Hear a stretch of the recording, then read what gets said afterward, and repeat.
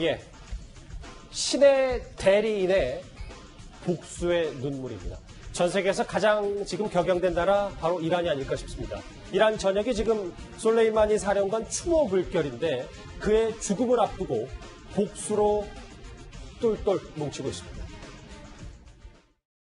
در نبردهای سوریه، عراق و لبنان و افغانستان و یمن و تنها چیزی که میتونه خونبهای این شهید باشه ازاله کامل امریکا از منطقه است و اخراج اونها و شر اونها باید از سر اون منطقه کم بشه انشالله. 예, 그의 죽음 앞에 지금 복수의 기치를 내놓은 이란입니다. 이현정 의원님, 저 네. 사진 한 장 보실게요. 신의 대리인이라고 불리는 이란의 최고 지도자가 이렇게 눈물을 흘리는 장면이 카메라에 포착이 됐다. 상당히 이례적인 감성적인 호소 아니겠습니까? 그렇죠. 이란은 이제 일반적인 국가와는 좀 다른 시스템입니다. 이란 같은 경우는 이제 최고 지도자가 있죠. 뭐 다 기억하시게 예전에 호메이니라고 아시겠지만 호메이니가 사후에 지금 하메네이가 지금 최고 지도자로 되어 있는데요. 사실 이란은 하메네이 밑에 바로 이제 대통령이 따로 있습니다.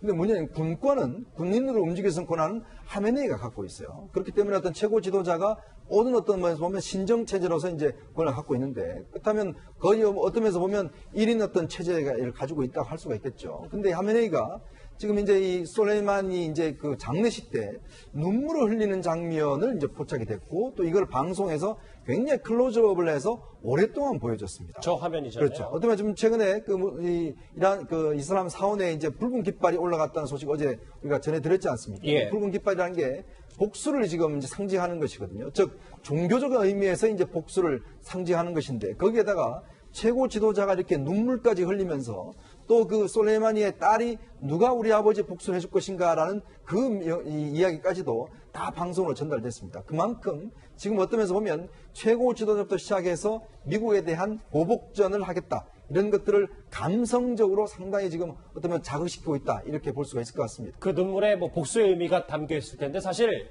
이 최고 지도자의 이런 눈물 말고 지금부터 화면을 보시는 것처럼 보시겠지만 이란 전역 분위기도 좀 심상치 않습니다. 화면으로 한번 같이 만나볼까요? 장혜철 평론가님, 그 이란의 전역, 그러니까 붉은 깃발을 내걸고 저렇게 수많은 인파가 솔레이마니 사령관의 추모 물결 그리고 반미 시위로 지금 바뀌고 있습니다. 저렇게 복수 복출을 외치는 아마 저 이란 수도인 테헤란 인근으로 저희가 전해지고 있는데 지금 반미 시위가 상당한 수준입니다. 네, 그리고 1월 6일 같은 경우도요, 새벽 이른 시간부터 테헤란 대학교로 수많은 시민들이 몰려들어서 미국에 대한 복수를 외쳤습니다. 붉은 깃발이 복수를 의미한다고 하잖아요. 중간중간에 지금 노란색 깃발도 보이실 겁니다. 예. 저 노란 깃발 같은 경우는 이제 이라크 시아파와의 연대를 뜻하는 것인데, 사실 이라크 같은 경우는 이란과 매우 복잡 미묘한 국제관계를 형성하고 있지만, 지금 이 국면에서는 미국에 대항하는 의미로 이란의 강경 세력과 이라크 시아파 사이의 연대가 더욱더 강화되는 모양이고요. 사실 그 이전에 이란 정세를 한번 돌아보자면 지난해 11월 이란의 유가 상승이 있은 이유로 많은 시민들이 이란 정부의 경제 정책에 대해서 불만을 토로하고 있는 상황이었습니다. 그리고 지금 집권하고 있는 지도층이 너무 강경주의에 일관되면서 미국과 척을 지자 미국이 대이란 경제 제재를 복원하지 않았습니까? 그런 부분 때문에 민생 경제가 어려워지면서 강경파로는 안 된다. 미국과도 좀 사이좋게 지내는 게 어떠냐. 이런 목소리들이 이란 시민들 사이에서 상당히 설득력을 얻고 예. 반정부 시위도 극심하던 상황이었어요. 하지만 이 트럼프 대통령의 제거 작전 이후에는 반정부 시위는 정말 눈을 씻고 찾아봐도 더 이상 찾아볼 수 없게 되었고 갈라졌던 이란의 국론이 하나로 통합이 되어서 모두 한 목소리로 반미를 외치게 된 거죠. 지금 중동의 국제정세 전문가들 같은 경우는 미국의 선택이 불가피한 것이었다 하더라도 예. 정치적으로 이란을 반미 위주로 하나로 똘똘 뭉치게 만들었다. 이것이 장기적으로 봤을 때 오히려 미국에게 더 큰 골칫덩이가 될 수도 있다는 경고의 메시지도 보내고 있습니다. 자, 지금 화면 보시는 것처럼 미국에 복수하자라는 기치로 수많은 인파가 거리로 나오고 있습니다. 김정우 시장님. 그런데 지금 이란의 저런 심상치 않은 분위기에 집중하다 보니까 그러면 다시 IS가 조금 다시 재건하는 거 아니냐, 라는 해석도 있던데 어떻게 보십니까? 미국이 현재 이란에 집중하기 위해서 IS를 현재 공격하고 있던 국제 지원군, 국제연합군을 현재 공격을 중지시켰습니다. IS는 공격을 중지시켰고, IS는 지난 10월 달에 그 IS 지도자 알 바그다디가 미국의 공격에 의해서 사망했지 않습니까? 예. 그 이후에 상당히 그 세력이 약화되고 있었는데 이번에 그 이란 사건이 벌어지면서 다시 미국에 대한 공격이 이제 강화되고 특히 이란과 이라크 격정 지역에 있는 디알라 지방에서 현재 미국에 대한 그 상당한 그 공격이 증가를 하는 것을 봐서는 예. 현재 IS가 조직을 재건하고 있지 않나 이렇게 판단이 되는 겁니다. 이 IS의 재건 움직임까지 감지되고 있는 현재 분위기이기 때문에요. 미국과 이란 이 양 정상은 그런데 서로 아픈 상처를 찌르는 설전으로 추가 보복까지 암시하고 있습니다. پاسخ حتما پاسخ نظامی خواهد بود. Peace through strength. As your commander-in-chief, I want you to know that we will pursue and maintain the overwhelming strength we need to deter any aggressor and thrash any foe. 이현정 의원님, 저 네. 화면 같이 보실게요. 이란 내 52곳을 타격 목표로 잡아놨다. 52이라는 숫자는 저희가 어제까지 좀 전해드렸었는데, 이란의 지도자는 290을 언급했습니다. 이건 어떤 의미입니까?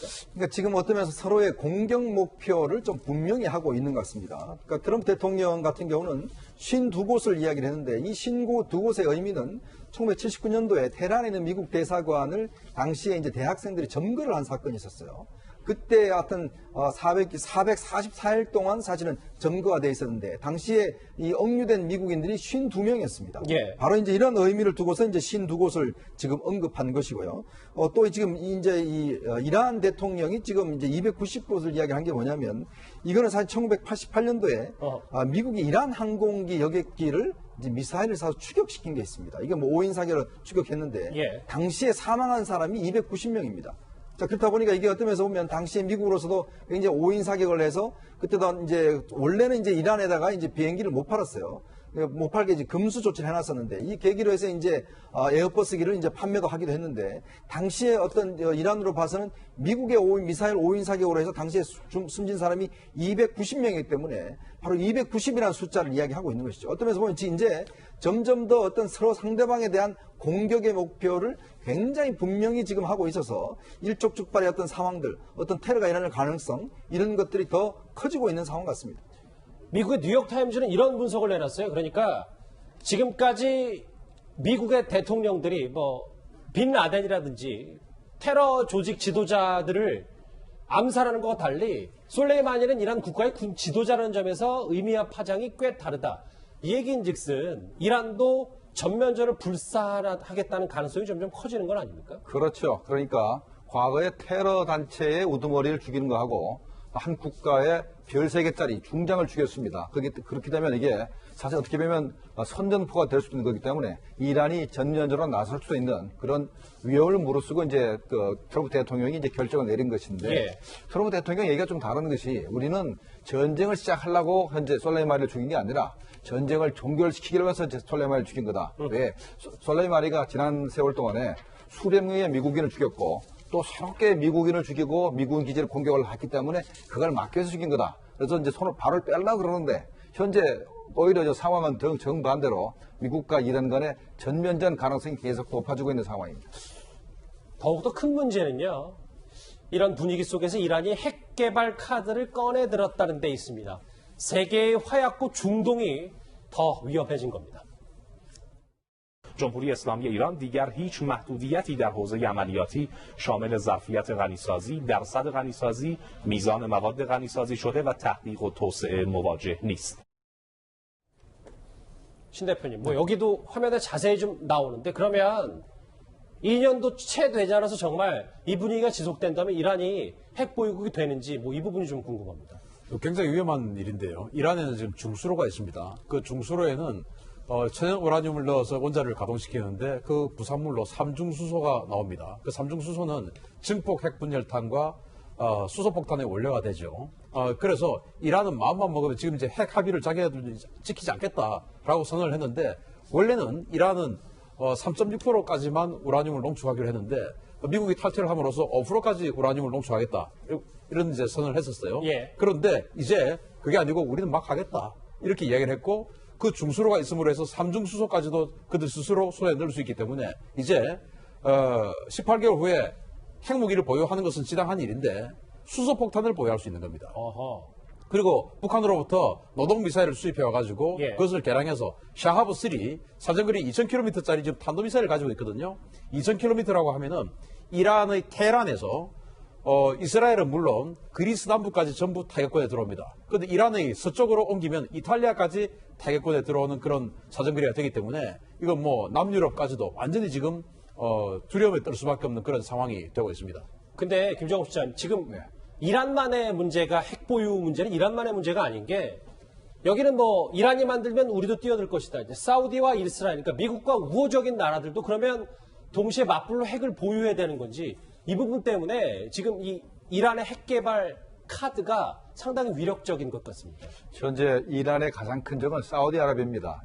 그리고 옛날에는 이란하고 이스라엘이 사이가 안 좋았는데 지금은 사우디하고 사이가 더 안 좋고 예. 사우디하고 이스라엘은 그 바람에 이제 관계가 좋아진 상태입니다. 만약에 이란이 핵으로 무장하면 사우디도 반드시 핵으로 무장해야 됩니다. 그래야 이 바로 순위파의 그 종주권을 세력 종주권을 자기네가 이제 유지할 수 있기 때문에 아마도 이란이 핵을 보유하게 된다면 사우디도 핵을 개발할 겁니다. 그러다가 문제는 이스라엘 입장인데 현재는 순위파 시아파가 서로 싸우고 있어서 현재 이스라엘을 공격하지 않고 있는데 만약에 어떤 순간에 시아파와 순위파가 힘을 합쳐서 이스라엘을 공격할 수도 있기 때문에 예. 이스라엘이 현재 이란의 핵무장을 그냥 내버려두지 않을 겁니다.